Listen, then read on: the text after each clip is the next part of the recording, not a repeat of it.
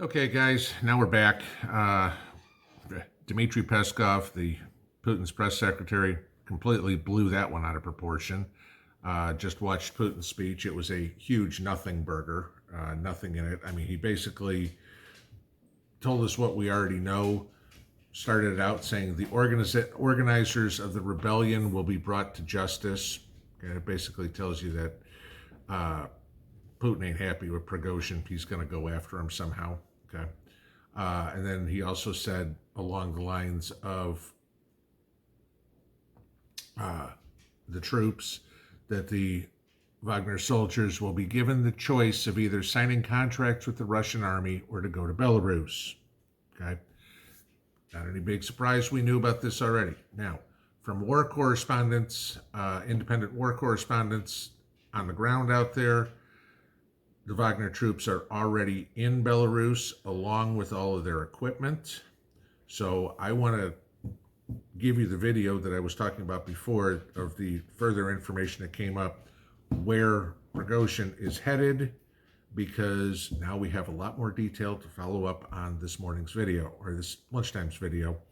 Because, yeah, he's heading to Africa because it's probably not a good idea that Pregozhin stays in Eastern Europe at this point. So we'll go over to what I recorded earlier. Good afternoon, gang. Okay, so, well. What I was talking about at lunchtime today. Looks like, I was pretty close. Not 100%. I thought it was going to be going after protecting Putin's butt. Oh, turns out that whole negotiation with Lukashenko, turns out he's trying to protect Lukashenko's butt. Story came out this afternoon, Eastern European media. Okay, I know somebody asked me, said if it's Western media, don't believe it. I don't believe anything out of the Western media. I think you guys pretty much know that by now. Okay, independent media is about the only place I'm going to go for it because that's the only place I can find facts. Because otherwise, you get the U.S. media or UK or whatever spinning it to meet their narrative. I want to remind everybody of one thing. This whole Pregozhin thing has absolutely nothing to do with Ukraine. No matter what the White House, CNN, MSNBC, Fox, the Daily Mail, whoever wants to do, tells you this has nothing to do with Ukraine. This is all about Pregozhin, his march for justice, saving their own ass, and money. He's a warlord. He's a mercenary. Okay? He doesn't care about the people in Ukraine. He doesn't care about the people in Russia. The crocodile tears this morning, well, I'm sorry that 50 Russian soldiers died. He doesn't care. Period. Okay? The agreements and everything we've been told about Pregozhin going to Belarus, right? This is what came out today by a gentleman by the name of Alexander Olesin, who is a Belarusian expert on the defense and military industrial complex. Okay? He's in Lukashenko's inner circle. This is his quote. Yevgeny Prigozhin will not be in Belarus for a long time. From there, he will be immediately sent to, get this, Africa. Why? This is pretty obvious at this point what is going on. Told you at lunchtime that Putin had set up his wealth, steal the resources, et cetera, from the Central African Republic. It also gave Putin somewhere to go in case that there is an overthrow of his government, okay? In case the people in Russia rise up and decide to overthrow Vladimir Putin. Think about what happened to Muammar Gaddafi. Think about what happened to Saddam Hussein when the people overthrew their government. They were dragged out in the street, hung, dismembered, whatever. These guys are cut from the same cloth as those guys. The same thing would happen, okay? Lukashenko knows this.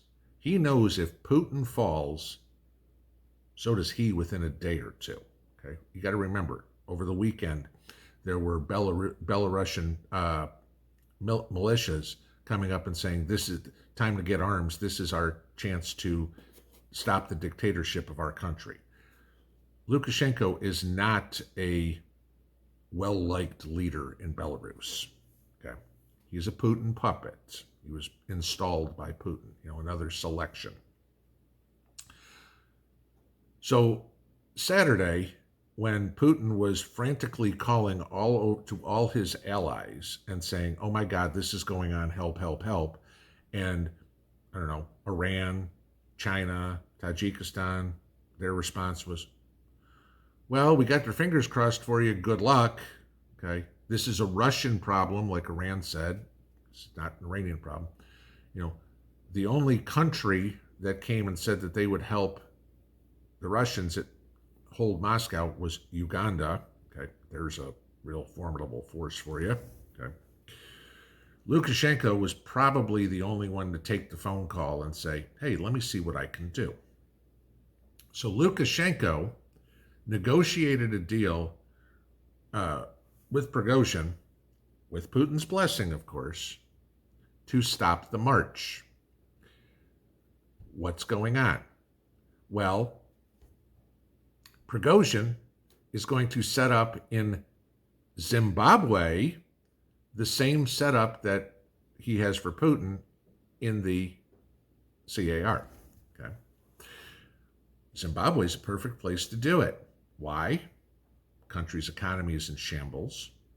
The political situation there is a mess. Okay. The politicians that are in charge are fighting back the citizens who are trying to overthrow the government. Yeah. There's not going to be a whole lot of pressure for Pregozhin to go in there and set up the Belarusian hub, as you want to call it, there. Okay.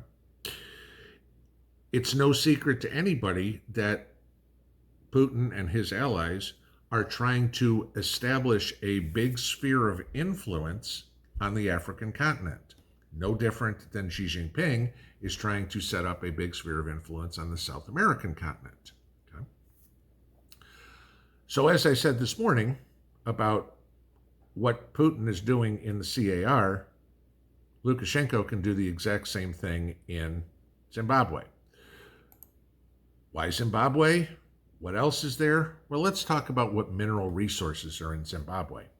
Coal, chromium ore, nickel, copper, iron ore, vanadium, tin, platinum, palladium, diamonds, lithium, chrysolite asbestos, vermiculite, and oh yeah, gold.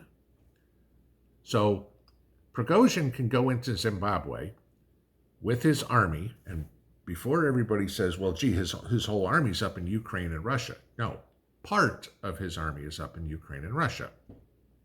He still has a large army on the African continent. Most of them are in Syria at this point.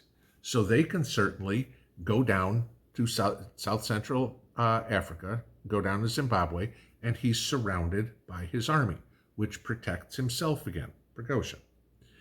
It also gives him the power.